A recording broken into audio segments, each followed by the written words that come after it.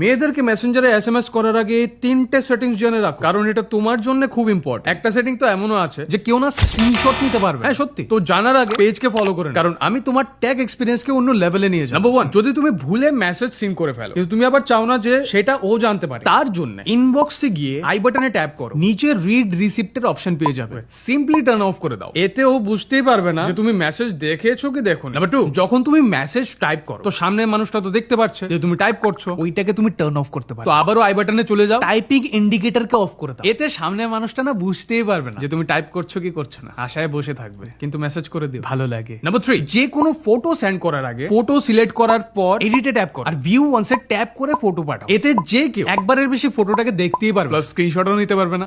আর একটা bonus trick, তুমি মেনুতে গিয়ে সেটিংসে চলে যাও আর এখানে স্ক্রলিং এর পর প্রাইভেসি এন্ড সেফটিতে ক্লিক করে অ্যাপ লককে এনেবল করতে পারবে। এতে কেউ তোমার মেসেজেস দেখতে পারবে না। কেমন লাগলো এই সেটিংস গুলা তা কমেন্ট করে জানাবে কিন্তু, বাকি বন্ধুদের সাথে শেয়ার করে দিও। দেখাও অন্য কোনো ট্রিলে, আমি চললাম।